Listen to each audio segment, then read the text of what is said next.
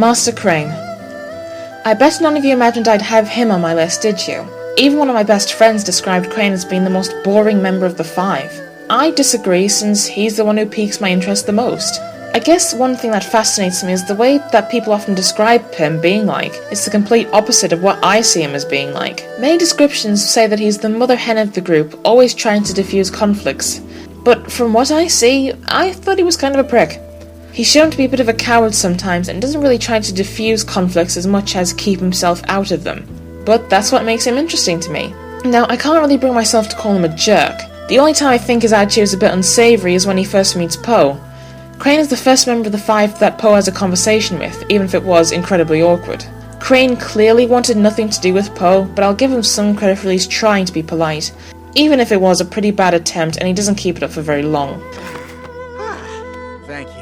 Don't mention it. No, really, I appreciate it. Ever. Where I come from, that's the kind of attitude that'll get you into fights, not keep you out of them. I like Crane because he comes off to me as being something of a jittery pessimist. I can almost relate. Then again, for fun, I took a few of these Kung Fu Panda personality quizzes, and 2/3 of my results always say that I'm most like Crane. Besides, I always saw Viper as being the kind mother hen of the group, wouldn't you agree? But don't get me wrong, I don't think Crane is an entirely mean-spirited character. I can definitely name some things that are genuinely honourable about him. Like, maybe I'm overanalyzing this part, but after the attack against Tai Lung at the rope bridge, he's the only one left conscious and had to carry all the other four back to the valley, even while still being very badly injured himself. That must have been pretty brutal, and I'll give him plenty of kudos for that. And despite his attitude, Crane does seem to have a knack for keeping calm. Even if he's irritated, he'll never fully lose his temper, and he'll make an effort to hide his annoyance. Unlike some characters like Tigress or Shifu, who will definitely tell you what's on their mind. I guess another thing I find likeable about him is the actor who plays him, David Cross. Probably best known for playing Tobias in Arrested Development, Zero in Grand Theft Auto San Andreas, and my personal favourite, playing Minion in another DreamWorks flick called Megamind. After seeing a bit more of his stuff, I definitely like this guy more and more. I think he's a really good actor, and his stand-up isn't bad either. He's definitely the perfect voice for Crane. I really liked seeing his backstory in Secrets of the Furious 5. In fact, Cross is the only actor still playing him in the special. But that's only because in that special they were all depicted as being younger, and therefore needed different voice actors. I liked seeing Crane acting so shy and sweet, and it seemed like he's the only member of the five who's actually self-taught. I know Viper may have started off by dancing, but with her own father being a great kung fu master, he must have had quite a large influence on her. Plus, I just definitely think it's cool that he learned a lot of what he knows just by cleaning at the Lee Da Kung Fu Academy. In fact, his story shows him working as a cleaner there, always wanting to enroll himself, but doubting himself due to his skinny and weak physique. But then one night, one of the other students, a Chinese mountain cat named Mei Ling, sees him and encourages him to join the academy, eventually showing that his own special physique helped him to best all the other students. And let's not kid ourselves, Shy Crane is just so adorable. Speaking of which, whatever happened to Mei Ling? She's never mentioned or seen again. It's a shame because I know a lot of people took interest in her.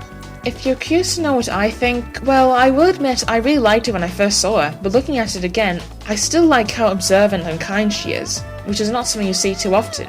And the chemistry between her and Crane seems pretty legit. The problem is she's never seen or even mentioned again after this, and given what we've seen before, that shouldn't be the case.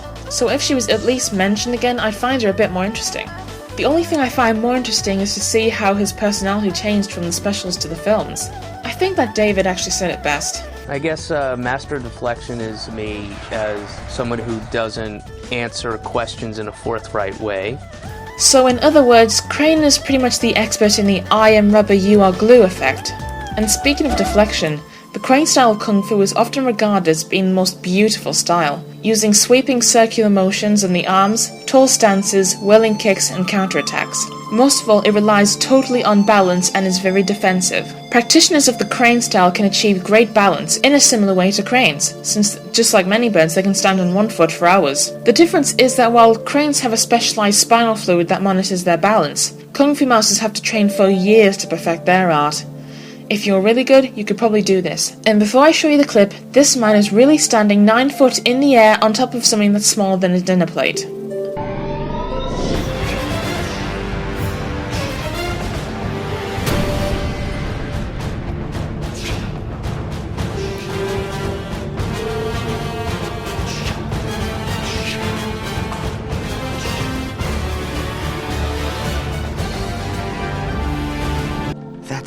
severely cool.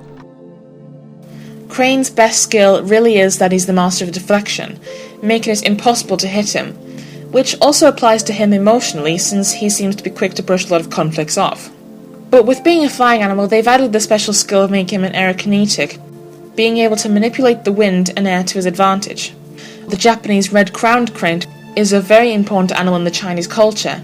Their likeness can be found everywhere. They are symbols of nobility and longevity due to their very long lives. So much so that the many paintings will depict immortals riding on their backs. However, there's one thing about Crane I find very confusing, and that's his design. Most sources say that he's a red-crowned crane, but there seems to be something missing. I'll admit, when I first saw him with his rice hat on, I saw those little red bits sticking out the top, and I honestly thought that would be his red hair. And then later, when we see him without his hat, he would have a sort of tuft of red hair. But later when we see Crane with his hat off, his head is completely black. Not even the slightest evidence of any red markings. What's weird is that some of his early designs do show him to have red hair. And you know what? I think Crane is the only character, apart from Mantis, whose early concepts are actually far more interesting than the final designs they went with in the film. I honestly wish they stuck with these, because apart from the patterns on his trousers and his very lovely toe rings, there isn't really too much artsy stuff to his design. It's not plain per se, but sadly I think he's the least visually appealing out of the five. Another very minor confusion I have, though I'm probably just nitpicking, is that Crane uses his wings like hands in The Secret of the Furious 5, yet in the movies he doesn't, seeming to be the only bird character in these films that doesn't use his wings like hands. But I'll give him some points for being ambidextrous, seeing how he writes with his left foot and then eats with his right foot. Actually, since Lord Shen just popped into mind, I may as well discuss something that I only very briefly mentioned in the documentary, and that is, if Lord Shen was so fixated on the warrior of black and white thing, then why did he not once bat an eye at Crane, a much more physically able fellow bird that is black and white? I mean, how much would you want to see the Crane and Lord Shen going head to head, fighting in the air like a couple of fish eagles? How awesome would that be? Also, it's worth mentioning that in China, the crane is considered to be the prince of all birds, meaning that Lord Shen could definitely have some competition. But it's not just with this design that they made a lot of missed opportunities with Crane. There are so many things they could have done with him. I would love to see DreamWorks go the route with How to Train Your Dragon when it comes to their flying scenes. I saw this promotional picture suggesting that the third film may take place near the Great Wall, not to mention China has some unbelievably beautiful landscapes to show off. So with that said, I think Crane should be the perfect person to give us a bird's eye view, don't you think?